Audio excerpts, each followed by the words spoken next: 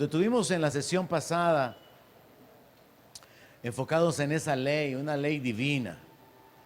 Dios exalta al humilde y Dios humilla al orgulloso. Ahora el enfoque tiene que ser positivo, apropiarnos del beneficio de ser exaltados, levantados, honrados por Dios, por causa de aplicar en nuestra vida el principio de caminar en la humildad, en la dependencia, sin un concepto más alto que el que tenemos que tener, y de esa manera pues agradar a Dios. Continuamos esta noche, tal vez no exactamente en la misma dirección, pero de alguna manera conectados, con el propósito o con el enfoque de cómo tomar ventaja, hermanos, en nuestra relación con Dios. Dios nos ha dado su palabra y a través de su palabra nosotros somos encaminados hacia la bendición, hacia la victoria, hacia la vida. Cuando nosotros pecamos, lo que sucede es que al desobedecer su palabra, nos apartamos de la vida, nos apartamos de la victoria, nos apartamos de las bendiciones. Y es importante entonces que cuando nosotros escudriñamos la palabra podamos descubrir cuál es el lado positivo de ella, no solamente para acumular conocimiento, sino cómo puedo aplicar en mi vida esta palabra de manera que sea beneficiosa. Y quiero comenzar esta noche con aquel pensamiento o con aquella idea que el apóstol Santiago escribió. El apóstol habla acerca de que no son bienaventurados los oidores, sino ¿quiénes? Los hacedores de la palabra. Pero nos puede suceder que nosotros conocemos el texto, sabemos dónde está y reconocemos quiénes son oidores, pero a la larga, en la práctica, podría ser que no estemos haciendo la palabra. Y una gran cantidad de la palabra en realidad es dada para que nosotros actuemos sobre ella. En otras palabras, para que la obedezcamos. Entonces lo que Santiago dice es que hay una bienaventuranza, hay una bendición en hacer lo que oímos de la palabra de Dios. Y el Señor Jesucristo también habló lo mismo prácticamente cuando Él dijo que al que le oyera las palabras que Él predicaba y las hiciera, lo comparaba a un hombre que edificaba su casa sobre la roca, sobre un terreno firme. El mismo principio está escondido. Así que quiero comenzar esta noche bajo este enfoque, aunque el tema es prestar atención a la palabra de Dios. Con los hombres hemos tenido en las últimas sesiones una secuencia relacionada con oír la voz de Dios, oír el Espíritu Santo, hablar a nuestra vida. Y esta meditación está de alguna manera conectada porque el prestar atención a la palabra de Dios tiene que ver con la intención de Dios de guiarnos, de dirigirnos, y esto pues se da a través del Espíritu Santo, a través de la palabra escrita, a través de personas que han leído la palabra y están exponiendo la palabra como su servidor en este momento, a través de personas que oyen de Dios una palabra y se la pueden transmitir. Pero el punto es que Dios quiere guiarnos, Dios quiere hablar a nuestra vida, pero es nuestra responsabilidad prestar atención a la palabra y tomar la decisión de hacerla. A veces los creyentes oran de una manera muy religiosa: permítenos que seamos hacedores de tu palabra. No, si Dios ya nos mandó a que le obedezcamos. Es como esa oración así bien religiosa: bendice tu palabra. La palabra es bendita y produce bendición. Entonces nosotros tenemos que proponernos obedecer la palabra. Y si vamos a orar sobre esto, tendríamos que orar diciéndole: Señor, recuérdanos tu palabra y ayúdanos para que podamos tener las fuerzas para poder ponerla por obra. En lugar de decirle: Señor, permítenos que seamos hacedores de tu palabra. Suena bien espiritual, así bien arreglado, ¿verdad? Pero en realidad es una forma de evadir la responsabilidad de obedecer.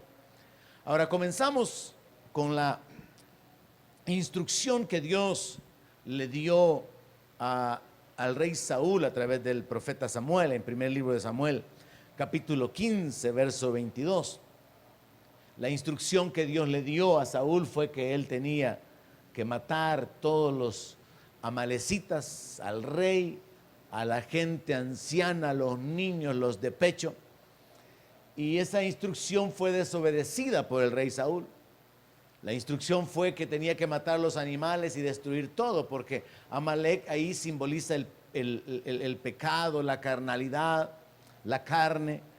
Y Dios tiene una lucha simbólica contra Amalek, representado ahí a través de esta batalla que tenía que librarse. Pero Saúl no obedeció. Entonces en el verso 22, aprendamos este principio y apliquémoslo el resto de nuestra vida. Samuel le dice a Saúl: oiga, se complace Jehová tanto en los holocaustos y víctimas como en que se obedezca a las palabras de Jehová. Vea la importancia de leer la palabra de Dios con el énfasis correcto. Lo que Samuel le está preguntando a Saúl es esto: mira, ¿y tú crees? Le dice, que Dios es agradado de la misma manera cuando se le presentan los sacrificios animales y se derrama la sangre y se quema esa carne sobre el altar, así como cuando se obedece lo que Él dice. La palabra clave es esa: tanto. Se complace Jehová tanto en esto como en aquello. Y entonces Samuel le da la respuesta, que es la que nosotros tenemos que tomar como un principio espiritual para nuestro beneficio. Y entonces Samuel declara esta verdad: ciertamente el obedecer es mejor que los sacrificios, y el prestar atención es mejor que la grosura de los carneros. Entonces Samuel está dando una lección de vida a Saúl, una lección que él ya no pudo aprovechar, ya no tomó ventaja. Samuel le está diciendo a Saúl, mira, le dice, por si acaso no lo sabías, Dios se agrada más en que obedezcan los mandamientos a que le traigan sacrificios de animales engordados. Dios se agrada más en que la gente preste atención a su voz, a su palabra, a sus instrucciones, a que traigan carneros llenos de grosura y los quemen sobre el altar, y que toda esa grasa suba delante de su presencia como un sacrificio.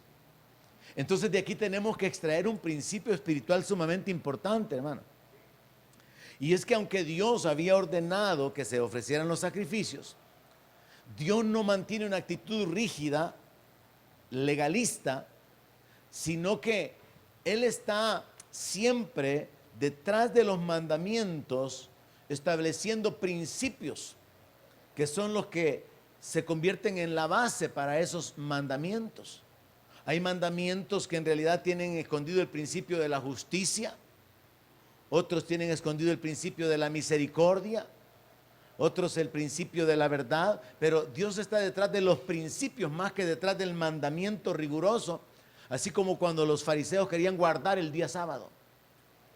Entonces el Señor le hace saber a Saúl que Dios no es agradado por observar los sacrificios, por cumplir con los sacrificios, por seguir la ley, la letra de la ley, sino que Dios se agrada de prestar atención a las instrucciones que Él está dando.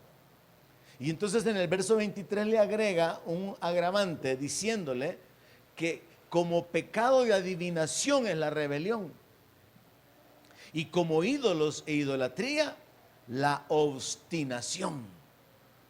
Y uno podría pensar, es que tremendo el pecado de Saúl, ¿verdad? Pero el asunto es, hermanos, si nosotros estamos pecando de alguna manera, de una forma similar a la de él, no prestando atención a la palabra de Dios. Si nosotros de alguna manera estamos siendo oidores y oímos, pero no estamos haciendo la palabra. Y yo ya mencioné, Dios no guía por su espíritu, Dios no guía por la palabra, y Dios no guía a través de personas que usarán la palabra o que están siendo usados por el Espíritu Santo. Entonces usted tiene que analizar, ¿estoy yo oyendo lo que Dios está hablando a mi vida a través de la palabra? ¿Estoy yo prestando atención al Espíritu Santo? ¿Estoy yo prestando atención a la voz o a la palabra que viene de parte de Dios a través de otras personas a mi vida? Porque esto de la obstinación es seguir haciendo lo que se está haciendo sin prestar atención a la reprensión. Por ejemplo, ustedes me han oído muchas veces a mí hacer una reprensión pública sobre el inicio del culto el día domingo. Pero casi que siempre los mismos, si no raramente otros, siguen viniendo tarde casi a la hora de la predicación. Es un ejemplo. Ustedes me han escuchado a mí hacer una reprensión sobre levantarse durante el tiempo de la alabanza, de la adoración o de la oración. Pero quizás no piensan, ¿verdad? No es una palabra de Dios. No es una instrucción que venga de Dios, ¿verdad? No está un monte humeando y hay truenos y relámpagos y no es Dios hablando a mi vida. Y entonces podemos caer en el asunto de la obstinación, de seguir haciendo las cosas a nuestra manera, porque no consideramos que esa sea la palabra de Dios. Y aquí el asunto con Saúl fue ese, que él pensó, bueno, el profeta es el que me dijo, que Dios dijo que tenía que matar a Amalek, pero yo pienso que mejor lo hago a mi amigo. Saúl dijo, Samuel es el que dice que Dios le dijo que mate todo, pero estos toros están tremendos para poder presentárselo en sacrificio. Así que Samuel dice que Dios dijo, pero yo digo que mejor los dejo vivos. Y entonces aquí entra su argumento. ¿Qué es lo que yo digo? ¿Qué es lo que usted dice? ¿Qué es lo que Dios dice? ¿Qué es lo que la palabra dice? Y entonces al final usted podría caer en alguna situación en la que está obstinado. ¿Me estoy dando a entender? Ahora, lástima que no vinieron los que tenían que oírlo, ¿verdad? Porque usted aquí está. Entonces no es con usted el asunto, pero va a quedar grabado. Entonces viene Samuel y le dice a Saúl que es un pecado tan grave delante de Dios la rebeldía, que está en el mismo nivel de la adivinación, de consultar demonios, traición, buscar información entre los enemigos, en el ambiente sobrenatural de los enemigos, porque la adivinación está conectada con espíritus. Y entonces Samuel le dice a Saúl, mira, le dice, la rebelión es como el pecado de adivinación, es tan grave como andar invocando muertos, andar buscando encantadores, es tan grave como andar consultando a la pitonisa o a los falsos profetas, buscando espíritus. Y luego le dice, y el pecado de la obstinación, o sea, el seguir haciendo lo mismo, es igual de grave que la idolatría. Adorar lo que no es Dios. Adorar aquello que está quitándole el lugar a Dios. Y entonces viene una sentencia que particularmente se aplicó en la vida de Saúl, que causó que fuera removido. Y Samuel le dijo, por cuanto tú desechaste la palabra de Jehová, Él también te ha desechado para que no seas rey. Yo creo que esto se aplica también a nuestra vida espiritualmente, hermanos. Cuando nosotros desechamos la palabra de Dios, perdemos nuestra posición de autoridad espiritual. Somos reyes y sacerdotes, pero usted no mira a todos los cristianos reinando. Usted no mira a todos los cristianos ejerciendo el ministerio de sacerdotes. Y si nosotros viviéramos en la ley, donde habían turnos para ejercer el sacerdocio, y nosotros fuéramos una tribu, y nuestros turnos son los domingos, martes y jueves, usted ya estaría cortado. Se fue el sonido. Porque no estamos actuando como sacerdotes según los turnos que tenemos. Hay otros que tienen turnos el lunes, el miércoles, viernes, sábado. Hay otros que tienen el turno domingo en la tarde, quizá miércoles y tal vez viernes en las casas. O sea, hay turnos para ejercer el sacerdocio. Pero el punto aquí es que yo encuentro escondidos principios espirituales y el más importante es que Dios se agrada de la obediencia más que de los sacrificios. Dios se agrada más de un corazón temeroso, de un corazón que tiene misericordia de alguien que está mandando y metiendo su dinero en la iglesia porque tiene que hacerlo. Entonces es importante entender la voluntad de Dios y escuchar la voz de Dios en lo secreto, escondida, en medio de los mandamientos. Dice la palabra en Miqueas capítulo 6, verso 6, que Dios ya ha dicho lo que espera del hombre, y entonces si lo aplicamos en nuestra vida como creyentes, podríamos todos de alguna manera, en mayor o menor grado, concluir en que estamos fallando en no prestar atención a la palabra de Dios porque no estamos haciendo lo que Él dice. ¿Y qué es lo que Él dice? Miqueas capítulo 6, verso 6. Es un pasaje similar a esta historia que sucedió con Saúl y Samuel, cuando Saúl trae lo mejor del ganado para presentárselo a Dios como una ofrenda. Entonces en Miqueas capítulo 6 es como que el profeta hiciera la pregunta: ¿con qué me voy a presentar delante de Jehová para adorar al Dios Altísimo? ¿Me voy a presentar ante Él con holocaustos, con becerros de un año? ¿Se agradará Jehová de millares de carneros o de 10,000 arroyos de aceite? El profeta está bajo la inspiración del Espíritu Santo analizando esta condición de la relación del hombre con su Creador, siendo que el Creador es dueño de todas las cosas, siendo que Él es el Señor de la creación.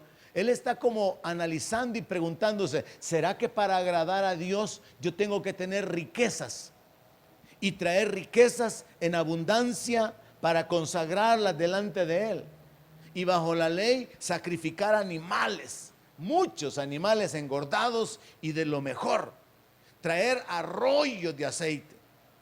Y de una manera exagerada a propósito. ¿O será que para agradar a Dios incluso tendría que hacer lo que hacen las naciones paganas? Entregar a sus hijos en sacrificio a sus divinidades. Entonces, daré mi primogénito por mi rebelión, el fruto de mis entrañas por el pecado de mi alma. El profeta está siendo inspirado a que analice, para que el pueblo entienda cuál es la base de la relación con Dios, que no está conectada con las cosas que se dan, con los sacrificios que se presentan, sino con una vida y con un corazón que es agradable delante de Él. Dios no está interesado en las cosas, Dios está interesado en nuestro corazón. Y Dios, sabiendo que nuestro corazón era malo, determinó y lo reveló en el Antiguo Testamento: les voy a quitar el corazón de piedra y les voy a dar un corazón nuevo, un corazón de carne. Sabiendo que era imposible obedecer la ley, Dios dice: voy a escribir mis leyes en su corazón. Ya no van a tener que ir a leerlas en las tablas, ya no van a tener que depender de la ley externa. La ley va a estar en su corazón. Y ahora el Espíritu Santo es quien nos recuerda la ley, nos recuerda la palabra, nos recuerda la voluntad de Dios. Pero al igual que el pueblo judío, que desobedeció, que contristaron, que rechazaron la guianza de Dios, tentaron a Dios en el desierto, provocaron a Dios con su desobediencia, nosotros como iglesia podemos caer en una situación similar, de que estamos en la iglesia, estamos oyendo palabras, estamos oyendo los mensajes, pero no estamos haciendo lo que la palabra de Dios está siendo presentada en nuestra vida. O estamos aparentemente prestando atención, pero en realidad en nuestro espíritu no hay una atención, no hay un anhelo, no hay un hambre, no estamos receptivos a la palabra, y al final terminamos haciéndola a un lado. O tenemos años y años de oír, pero no hemos oído. Estamos aprendiendo, pero no hemos aprendido. Y aquí está una de las bases. Oh hombre, verso 8, Él te ha declarado lo que es bueno. ¿Y qué pide Jehová de ti? Cuando el profeta habla en estos términos, tendríamos que pensar: ¿y cuándo fue que Dios dijo esto? ¿Cómo es eso que Dios a través del profeta está diciendo: Dios ya te declaró lo que es bueno? Dios no te está pidiendo millares de carneros, ni 10,000 arroyos de aceite, ni mucho menos al primogénito en sacrificio. Dios no está presionando, exigiendo o demandando los holocaustos y que se sacrifiquen becerros de un año. ¿Qué es lo que Dios está pidiendo? Verso 8, subrayelo, hermano, y procures que no se le olvide, para que lo aplique en su vida como una clave para poder atraer bendiciones sobre usted. ¿Qué es lo que Dios pide? Hacer justicia. ¿Es justo lo que usted hace? ¿Son justas sus acciones? ¿Son justas sus palabras? ¿Son justas sus reacciones?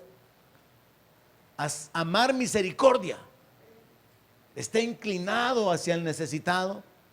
¿Ha hecho algo esta semana por alguien que está en la miseria, imposibilitado, incapaz, impotente? ¿Está usted inclinado a extender la mano para levantar, para ayudar, para bendecir a otro? y humillarte ante tu Dios. ¿Está usted caminando en esa actitud del reconocimiento de que Él es el Señor? Él es Adonai. Él es Curios. Él es el Señor. Él es el amo. Él es el dueño. Él es nuestro Señor.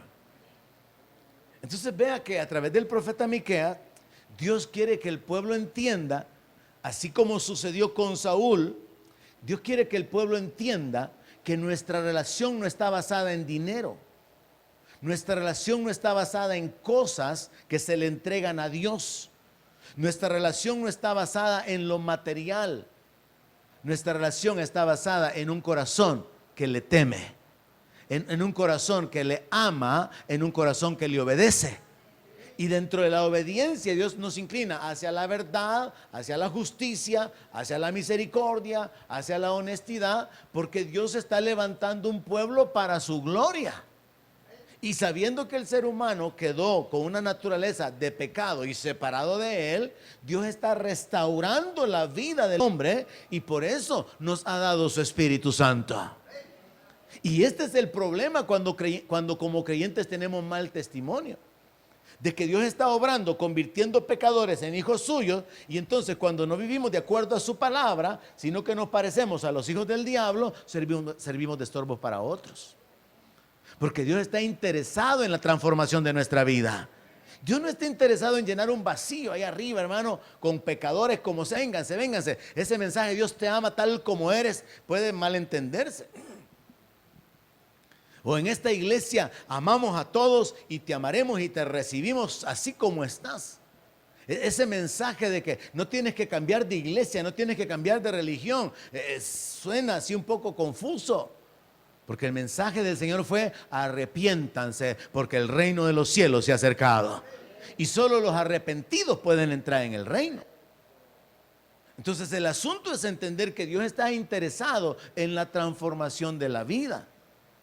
Dios, hermano, Dios no está interesado en que millones y millones de seres humanos el día domingo se encierran en edificios a batir las manos, a mover, a dar palmas, a cantar, y después se van a su vida y su vida sigue normal como la del mundo.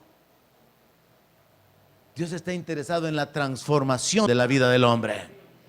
Dios no está interesado ni siquiera en que dejemos de fumar, dejemos de beber, de trasnochar y de andar en el pecado. Dios está interesado en desarrollarnos como sus hijos, vestirnos de su gloria, y por eso la palabra dice que aún la tierra, la creación misma, gime aguardando la manifestación gloriosa de los hijos de Dios. Eso es mucho más que ya dejé de fumar, muchísimo más. Entonces el asunto es que tenemos que estar enfocados en la transformación y saber que Dios se agrada cuando nosotros por su Espíritu y prestando atención a su palabra nos alineamos con su voluntad. Así que esta frase tendríamos que tomarla como una regla de vida. Lo que estoy haciendo es justo. Lo que estoy haciendo está conectado con la misericordia. Y mi actitud o mi vida está revelando que estoy y permanezco en humildad delante de Dios. Verso 9 dice: la voz de Jehová clama a la ciudad. Es sabio temer a tu nombre. Prestad atención al castigo y a quien lo establece. Mire qué interesante esa frase, ¿no? Prestad atención al castigo y a quien lo establece. Yo no sé si usted todavía se puede recordar de alguna amenaza que le hayan hecho sus papás. Si cuando yo vengo no has hecho tal cosa, esto es lo que te espera. Hay que prestar atención al castigo, ¿verdad? No como aquello: te tengo en jabón, siguiente semana, enjabonada te tengo, va, ya te dije, 3 semanas, estás en jabón, ya lo sabes, ¿verdad? Pero nunca hay castigo, solo es jabón. Y yo siempre tenía esa inquietud: ¿y qué significa estar enjabonado, verdad? Ya solo falta el enjuague para quedar limpio. Pero bueno, eran dichos antiguos, ¿verdad? Ahora, mire la frase: presten atención al castigo y a quien lo establece. Y es el Dios de los cielos, hermano, el juez de toda la tierra. Y la Biblia dice que horrenda cosa es caer en manos del Dios vivo. Y la Biblia dice que el juicio comienza por la casa de Dios. Pero muchas veces nosotros como cristianos evangélicos vivimos como que no hay juicio, como que no hay cosecha que levantar, como que no hay injusticia que vamos a recibir por las injusticias cometidas. Y pensamos que no es con nosotros que Dios va a tratar con nosotros estamos bien. ¿Alguien alguna vez inconscientemente ha actuado de esa manera? Como que el juicio es para los demás hermanos, pecadores, carnales, infieles. Pero con usted no, si usted es la niña de los ojos de Dios. Quien lo toca, usted toca lo más profundo del corazón de Dios. Pero dejemos ese asunto a un lado. Entonces lo que vemos en la palabra es que Dios valora nuestra relación, nuestra obediencia, nuestro temor, el prestar atención a su palabra, pero muchas veces puede suceder que resultará un poco difícil entender qué es lo que Dios quiere. En otras ocasiones resultará que sí entendemos qué es lo que Dios quiere, pero nos costará algo. No es que no entendamos, sino que nos va a costar algo, como al joven rico. Andá y vendé todo lo que tenés, le dijo, y se lo das a los pobres. ¿Usted cree que él no entendió? Bien entendió, y por eso se puso triste. Apliquémoslo a nuestra vida. ¿Qué es lo que Dios le ha dicho a usted que haga, pero cuesta tanto que usted no lo ha hecho? Y usted dice, no.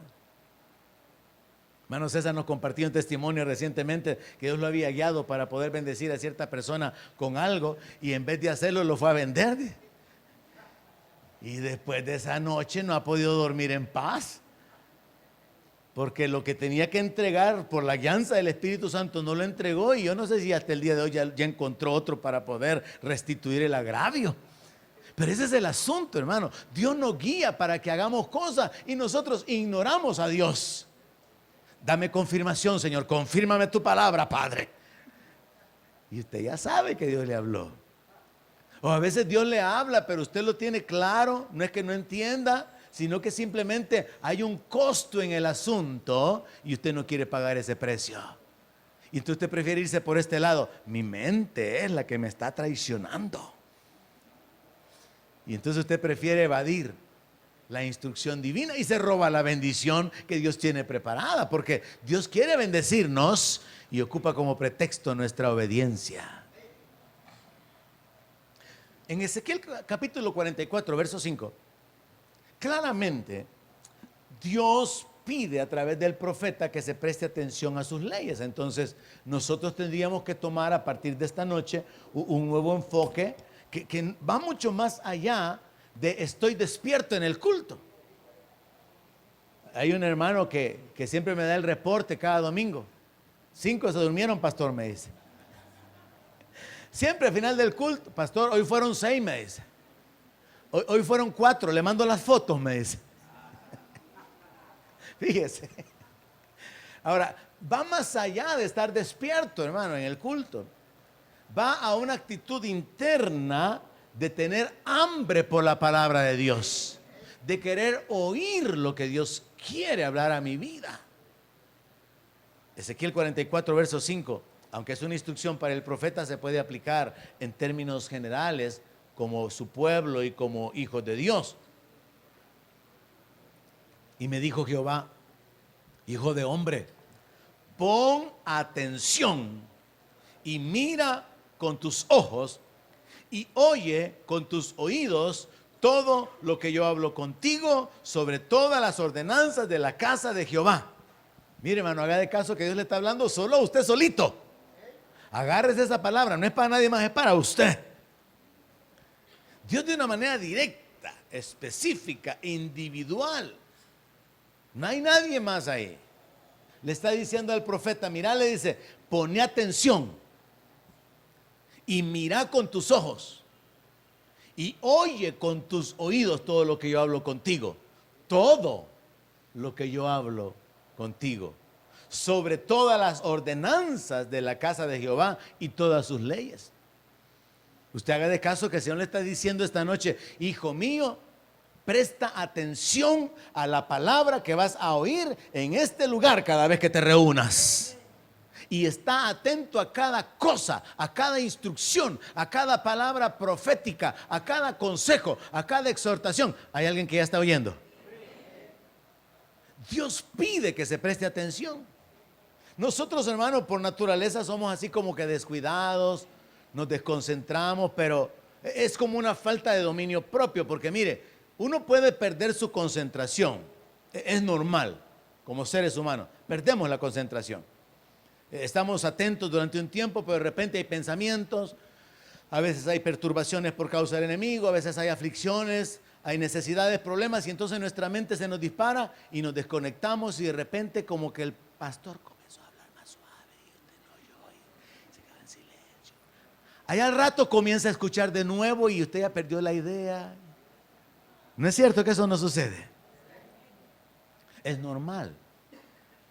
Pero no es cierto que cuando queremos, tenemos a alguien enfrente, nos está hablando, pero la antena la orientamos hacia allá porque allá como que algo que me interesa. Y estamos así como que de frente, pero yendo para allá. ¿Es cierto o no es cierto? Que nos podemos enfocar a donde queremos oír. Y entonces tiene a alguien enfrente, pero usted está oyendo lo que otros están platicando. Y al que esté enfrente no le está prestando atención. Y usted lo anula, lo borra. Y usted comienza a concentrarse. Entonces vea, es un ejercicio de nuestra voluntad. Y bajo este enfoque entonces entendamos que Dios le dice al profeta, pone atención, le dice, y mira con tus ojos y oí con tus oídos todo lo que yo hablo contigo. Luego, después de hablarle acerca de todas las ordenanzas de la casa de Jehová y todas sus leyes, le dice, y pon atención a las entradas de la casa y a todas las salidas del santuario. O sea que le está diciendo, está atento para ver quiénes están entrando y ver quiénes están saliendo. O sea, una vida consciente, una vida alerta, una vida despierta. Dios está demandando la atención del profeta y me llamó mucho la atención particularmente porque el Señor es bien claro en decirle que preste atención con respecto a todas las leyes. Y entonces ahí donde yo vengo y lo aplico a mi vida y trato de que usted también lo reciba y lo aplique a su vida, Dios nos dice esta noche, presten atención a todo lo que quiero hablarles. Presten atención a mi palabra, pero no solamente por prestar atención para saber qué es lo que se habló, sino para aplicarla, para hacerla. Y si lo que ya se habló fue a través del texto de Miqueas, que lo que Dios espera es hacer justicia, misericordia y ser humildes ante Él, entonces ir con esa conciencia clara en nuestra mente de que estos tres elementos tienen que de alguna manera considerarse en los estándares o la medida para nuestras acciones. Es como aquella otra palabra que el apóstol Pablo escribió cuando dice, en esto pensad, lo puro, lo justo, lo de buen nombre, si es digno de alabanza. Y usted, si usted pone sus pensamientos y luego sus palabras a través de ese filtro, se quedaría callado. Habría muchas cosas que no hablaríamos, porque no es ni justo, ni de buen nombre, ni digno de alabanza. Pero nosotros pensamos, nos olvidamos de la palabra, pero sabemos que dice la Biblia que bienaventurados son los hacedores, no los oidores, pero no la estamos haciendo.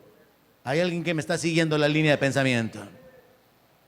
Y entonces, aunque hemos estado años oyendo, también hemos pecado no haciendo,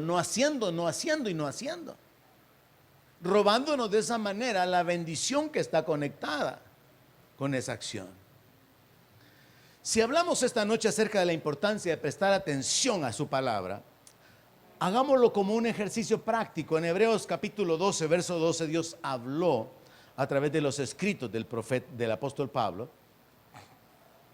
Y esto podría ser un ejercicio, un ejemplo, así como el de hacer justicia, misericordia y ser humilde ante Él, de algunos elementos que tenemos que entender, que tenemos que aceptar que son la voluntad de Dios y la instrucción de Dios para nuestra vida y que tenemos que hacerlos. Entonces vemos a través de la carta que el apóstol Pablo escribe a los Hebreos, capítulo 12, verso 12, que hay una gran cantidad de instrucciones que se le dan a la iglesia, una epístola general o una epístola dirigida al pueblo judío, pero que está aplicada a todos los creyentes. Y dice el apóstol Pablo, por lo tanto, levanten las manos caídas y las rodillas paralizadas, es decir, aquellos creyentes que se han detenido, que se han acomodado. que se están retrayendo en lugar de seguir enfocados en la obra de Dios, esforzándose en seguir adelante, se han detenido, han bajado sus manos, han dejado de movilizarse. Entonces dice, levanten esas manos caídas y las rodillas paralizadas. Ahí hay una instrucción que tenemos que escuchar de parte de Dios a nuestra vida. Si es usted uno de los que tiene sus rodillas paralizadas, comience a moverlas. ¿Para qué? Para llevar el evangelio, para hacer la obra de Dios, para agradar a Dios en todo lo que usted pueda servir a la gente. Porque la Biblia dice que lo que hacemos a otros, al Señor se lo hacemos. Y aun cuando usted le presta al pobre o le da al pobre, el Señor dice que a él se le ha prestado. Entonces, a mover esas rodillas, las manos caídas, ya sin hacer nada, hace años fuera del ministerio, hace años sin involucrarse en la obra. Es tiempo de levantar las manos, es tiempo de accionar. Verso 13, y hagan sendas derechas para sus pies, para que lo cojo no se salga del camino, sino que sea sanado. Otra instrucción, determinen caminar de una manera diferente, hagan cambios en su vida. Determinen ya no caer en el mismo error, en el mismo pecado. Renuncien a ese estilo de vida y háganse un camino derecho. Mire, es bien difícil andar en veredas, hermano. Yo recuerdo cuando de cipote con mis hermanos y vecinos íbamos a traer leña a unas montañas, a una finca, pero en esas fincas siempre habían guardianes. Y cuando los guardianes descubrían que uno andaba trayendo la leña, particularmente porque había gente que cortaba los palos de sombra para la finca, andaban con su corvo, una su guarizama, y eran expertos en andar persiguiendo a tanta gente que se metía, que nosotros muchas veces nos pegábamos unas devanadas ahí en medio del cafetal, hermano. Porque el cafetal no solamente tiene los árboles de sombra, sino que también se les hacen unos agujeros para que retengan el agua. Y nosotros salíamos corriendo, de repente caíamos en un hoyo todos devanados, salíamos corriendo a caer en otro, después en una ladera. Literalmente, era la aventura de esa etapa de la vida. Ahora, el asunto es, uno puede caminar en veredas, pero las veredas son difíciles. Las veredas tienen quiebres, de repente baja, de repente sube, no hay seguridad. No es lo mismo como ir en carretera derecha, en algo plano. Entonces, usando esa figura, el apóstol dice, hagan sendas derechas para sus pies, para que lo cojo no se salga. O sea, aquel que camina un poquito pando, no se salga. Tiene que haber un camino diferente. Pero luego en el verso 14 hay por lo menos, desde el verso 14 hasta el verso 16, hay por lo menos 4 instrucciones en las que quiero poner énfasis con respecto a ser hacedores y no oidores. Bajo este principio de que Dios ama el que oigamos su palabra, el que prestemos atención a su palabra, más que los sacrificios, más que las ofrendas, más que el servicio, más que el trabajo. Un principio repetido un montón de veces en la palabra, y otro que se me ocurre en este momento es el de María y Marta. Marta estaba trabajando para atender al Señor. Pero el Señor mismo le dijo a Marta, mira, Marta le dijo, María escogió la mejor parte, que era oír la palabra de Dios. Entonces vemos que ese principio de oír la palabra, Dios lo valora. Prestar atención a la palabra es más agradable a Dios que su ofrenda. Así de claro como se lo puso a Saúl. Dios no se agrada con los sacrificios de los animales más que con la obediencia y el prestar atención a lo que Él dice. Entonces veamos qué es lo que Él dice en el verso 14, para el pueblo, para sus hijos, para aquellos en los que Él está trabajando en la transformación. Sigan la paz. ¿Está usted siguiendo la paz? ¿O usted de los que encienden la guerra? La Biblia habla de la mujer contenciosa y hay muchos versos sobre la mujer contenciosa, y habla sobre el hombre contencioso, y hay pocos versos del hombre contencioso, pero hay de los dos. Ahora, el asunto es que la instrucción de Dios es, sigan la paz. Sigan la paz. Dios quiere que sus hijos caminemos en paz. ¿Cómo cree que Dios va a sentirse de ver a las denominaciones en celos, en contienda? Que los bautistas contra los pentecostales. Bueno, no vayamos tan lejos. En una misma iglesia, los hermanos divididos, en contención, en enemistades, en divisiones. Si la palabra dice que el Señor Jesucristo murió para hacer un solo pueblo, derribando las enemistades, hacer un solo pueblo de entre los judíos y los gentiles. Entonces Dios, que es el Dios de paz, y Jesús, que es el príncipe de paz, nos instruyen ¿a qué? A que sigamos la paz. Y para mí, bajo el enfoque de lo que estoy mostrándole en la palabra, veo que Dios está más interesado en que haya un pueblo que camina en paz y en armonía, y lo confirma el Salmo 133, donde dice que es bueno, ¿verdad? Y agradable, ¿cómo dice el texto? ¿Cuán bueno y qué? Y agradable, ¿verdad? Que los hermanos habiten juntos en armonía, porque ahí envía Jehová la bendición. Y yo puedo probarle que Dios se siente más agradado de una comunidad de creyentes que caminan juntos en paz, que de una comunidad de creyentes arrogantes y orgullosos que están trayendo dinero hasta por montones y no hayan ni qué hacer. Una de las iglesias de las que yo he visitado tenía ese problema, espero que ya no lo tengan. Me preguntó un día uno de los líderes, pastor, me dijo, fíjese que en la iglesia tenemos dinero guardado y no hayamos qué hacer, me dijo.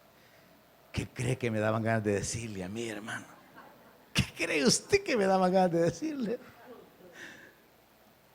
Pero el asunto es este: Dios se agrada más de una comunidad de creyentes que están caminando en armonía, en respeto, en amor, en unidad, más que en aquella unidad de creyentes donde es apariencia de unidad. Están juntos, pero no están en armonía, pero todos son fieles en traer su finanza, en consagrar sus ofrendas y en traer promesas y votos. Si estamos siguiendo la línea que tomé desde el principio, Dios se agrada más de las actitudes del corazón que de las cosas. Luego la segunda instrucción muy importante dice, y sigan la santidad, sin la cual nadie verá al Señor. Demasiado se ha hecho énfasis en que es por fe, por gracia soy salvo, y esto no es de vosotros y no es por obra. Pues sí, pero sin santidad nadie va a ver al Señor. Entonces, la fe nos va a guiar a una vida de santidad, a una vida de temor, a una vida de obediencia. Entonces Dios dice, sigan la santidad, sin la cual nadie va a ver al Señor. Segundo aspecto, entonces, para aplicarlo en su vida, ¿estoy yo oyendo lo que Dios habla en mi vida? Dice que vive en paz, dice que vive en santidad. Ah, qué bien. Tercero, miren bien, no sea que alguno deje de alcanzar la gracia de Dios, que brotando alguna raíz de amargura les estorbe. Yo sé lo que es eso. Yo sé lo que es estar amargo. ¿Y usted? No. Ustedes solo saben lo que es estar dulce.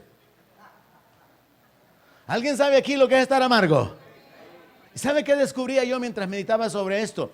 Las instrucciones y los mandamientos que Dios nos da para que hagamos, para que obremos, están conectados con un ambiente donde existe la posibilidad de que no lo alcancemos. Es decir, ¿por qué Dios nos instruye para que sigamos la santidad? Porque vivimos en un mundo lleno de inmundicia. ¿Por qué Dios nos instruye para que sigamos la paz? Porque hay suficientes razones para vivir haciendo la guerra, y vivimos rodeados de guerra, de pleitos y de contenciones, y Dios quiere un pueblo diferente. ¿Por qué entonces Dios nos instruye a que tengamos cuidado con la amargura? Porque va a haber suficiente gente viviendo alrededor suyo para hacerle daño, como para que usted diga, ya no aguanto, ya no soporto más, y entonces comenzar a reaccionar de una mala manera. Entonces el apóstol viene y dice, vean bien, no sea que brote una raíz de amargura. Yo he estado amargado, yo sé lo que es eso, y no es agradable. Yo le conté incluso que en mi infancia, adolescencia, a mí me daban medicina. Se llama psicosoma, por si alguien tiene el problema. Porque era demasiado colérico. Ahora el asunto es que a través de la palabra de Dios uno encuentra la instrucción. Miren que no haya ninguna raíz de amargura. Ahora, según la psicología, ¿verdad? Y según Freud y las clasificaciones de los caracteres, ¿verdad? Y que el melancólico, que el colérico. Usted dice, es que ese soy yo. Usted es una nueva criatura. Usted no es ninguno de esos. Usted es un hijo, una hija de Dios. Y debe de estar lleno del Espíritu Santo y vivir una vida diferente. Porque usted no es de este mundo. Usted es otra clase de creación. Así que si le han metido esa basura, sáquesela. Es que yo soy flemática, pastor. Ay, Dios mío. Ahí se va a estar, pues. Olvídese de esa basura del mundo y sepa que usted ha recibido espíritu de poder, de amor y de dominio propio. Amén. Y que usted es un hijo, una hija de Dios. Y que hay una nueva naturaleza porque Dios nos ha hecho participantes de su naturaleza divina. Pero sigamos con la instrucción para que podamos aplicar el hecho de, ¿estoy oyendo la voz de Dios?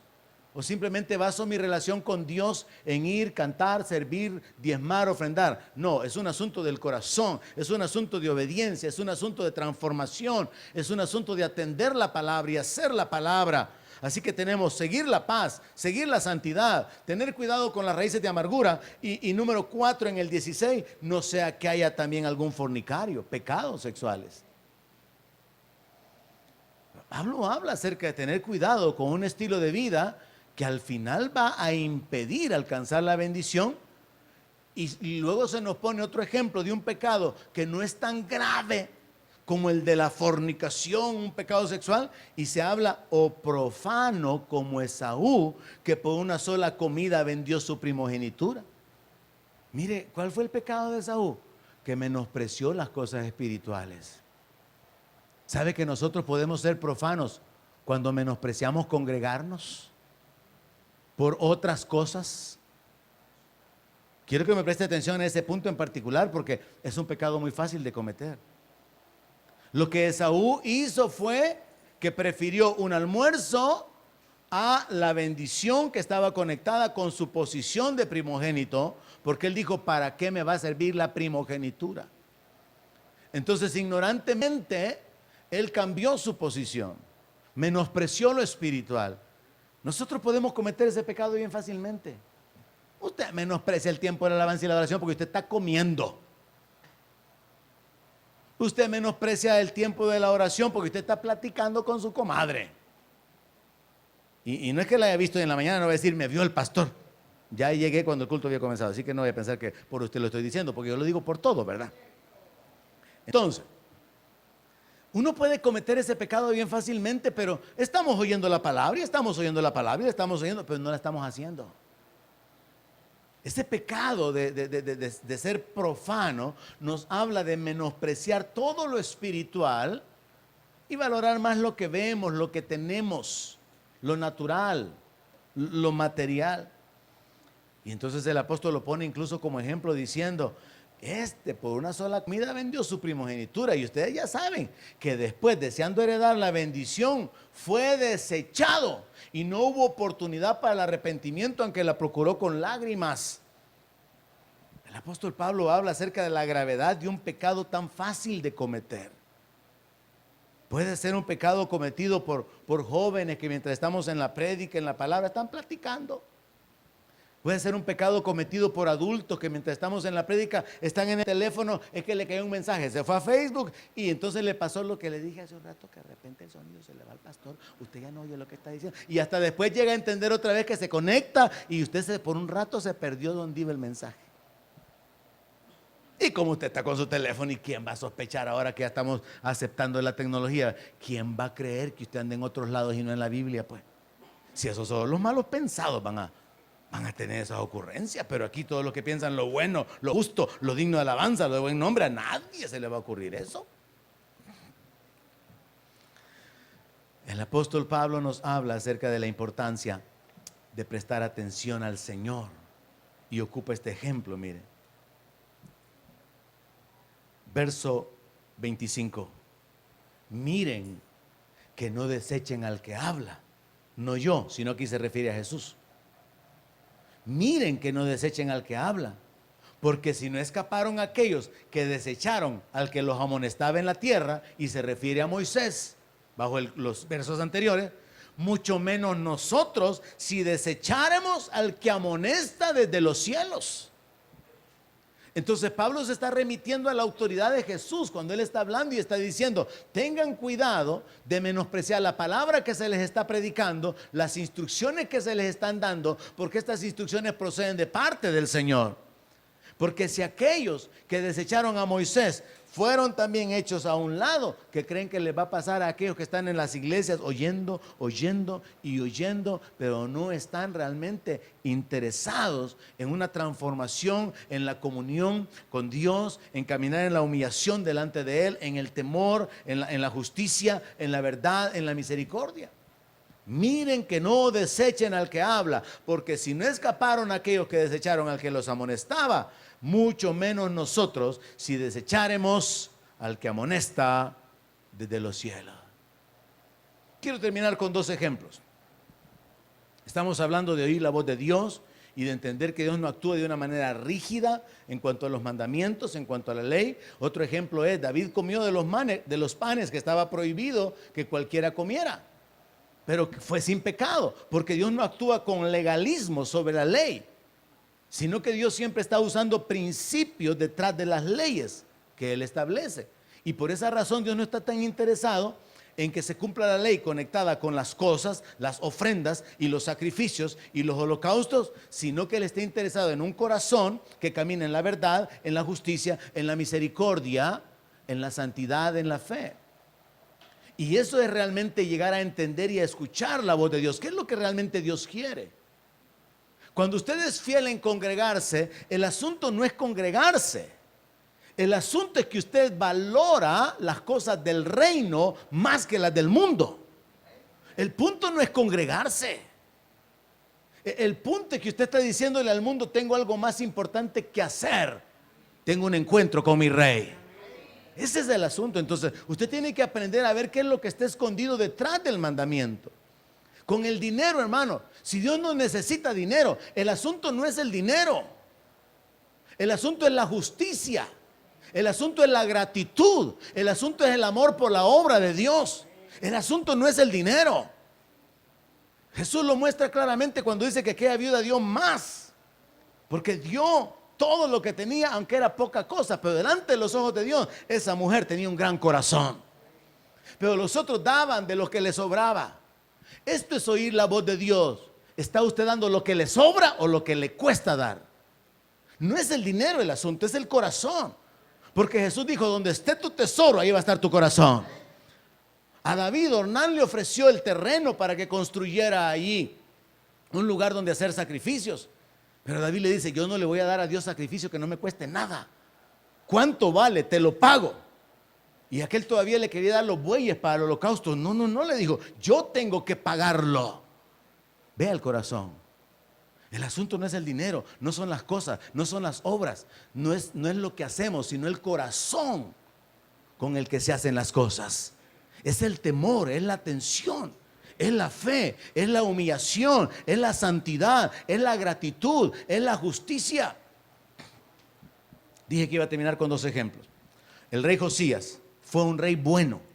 Reparó la casa de Dios, restableció el culto del templo. Segundo de Crónicas 35 en adelante, 20 en adelante, usted lo busca en su casa. Yo quiero terminar en 5 minutos.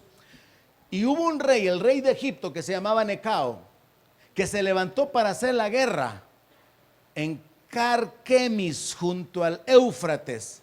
Y el rey Josías se levantó contra él. Y Necao le envió mensajeros. Oiga esto: el rey de Egipto le envía mensajeros a Josías y le dice: ¿y cuál es tu problema conmigo, rey de Judá? Le dice: yo no vengo contra ti hoy, le dice, vengo contra la casa que me hace guerra. Y Dios me ha dicho que me apresure. Deja de oponerte a Dios, quien está conmigo, no sea que Él te destruya. El rey de Egipto está hablando con el rey de Judá. El rey de Judá no ha oído la voz de Dios. Y el rey de Egipto, que es un mundano, le está diciendo: mira, mi pleito no es con vos, regresate. Pero Josías no hace caso.